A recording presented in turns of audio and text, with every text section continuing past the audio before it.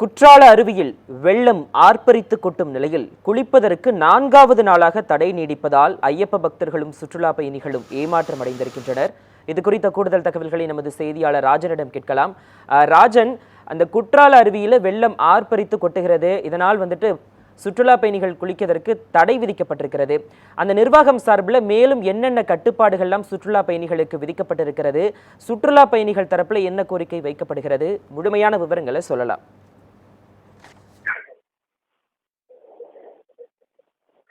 வணக்கம் சூர்யா. அதாவது தென் தமிழகத்தில் ஒரு சிறப்பு வாய்ந்த சுற்றுலா தலமாக விளங்கி வருகிறது குற்றாலம். இந்த குற்றாலத்தை பொறுத்தவரை ஆண்டு முழுவதும் அருவியில் தண்ணீர் விழுந்தாலும் குறிப்பாக ஜூன், ஜூலை, ஆகஸ்ட் ஆகிய மாதங்கள் மட்டுமே சீசன் ஆகும். இந்த சீசன் காலங்களில் நாடெங்கிலும் இருந்து லட்சக்கணக்கான சுற்றுலா பயணிகள் இங்கு வந்து செல்வார்கள். அதாவது வரலாற்று சிறப்புமிக்க இந்த குற்றாலம் என்பது சுற்றுலா தலம் மட்டுமல்லாமல் ஒரு ஆன்மீக தலமாகவும் விளங்கி வருகிறது. தற்போது அதாவது வருடம் முழுவதும் தண்ணி விழுந்தாலும் இந்த சீசன் காலங்களில் வந்து செல்வது வழக்கம். 2ஆம் கட்ட சீசன் என்பது இந்த கார்த்திகை மாதம் சபரிமலைக்கு மற்றும் அந்த ஐயப்ப பக்தர்கள் தமிழகம் மட்டும் இல்லாமல் மற்றும் பல மாநிலங்களிலிருந்து இங்கு வந்து செல்வதால் குற்றாலம் என்பது 2ஆம் கட்ட சீசன் என்பது களை கட்டும். இந்த நிலையில் தொடர்ந்து அதாவது இந்த சீசன் காலம் முடிந்த பிறகும் தொடர்ந்து அருவிகளில் தண்ணீர் விழுந்தது.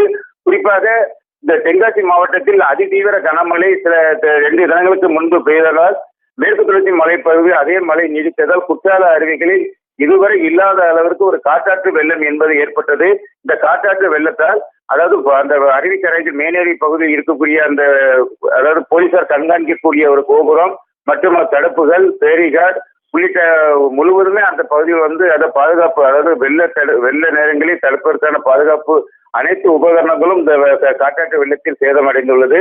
இந்த காட்டாற்று வெள்ளத்தால் பெரிய பெரிய கற்கள், மணல் மற்றும் மரக்கிளைகள் அந்த தண்ணீருடன் இழுத்து வரப்பட்டது. இதனால் சுற்றுலா பயணிகள் பாதுகாப்பு கருதி அருவிகள் குளிப்பதற்கு இன்றுடன் 4வது நாளாக மீனருவியில் தடை நீடிக்கப்படுகிறது. இதனால் குற்றாலம் நோக்கி வந்த ஐயப்ப பக்தர்கள் மற்றும் சுற்றுலா பயணிகள் ஒரு ஏமாற்றத்துடன் திரும்பி செல்கின்றனர்.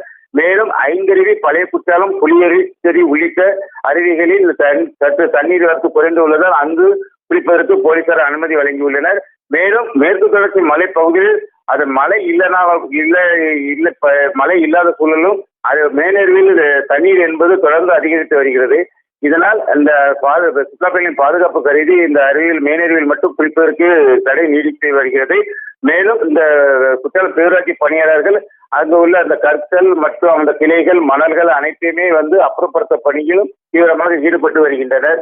மேலும் மேக மூட்டங்களுடன் ஒரு ரம்மியமான சூழல் நிலவினாலும் கூட தற்போது இந்த தடை என்பது நீடித்து வருகிறது.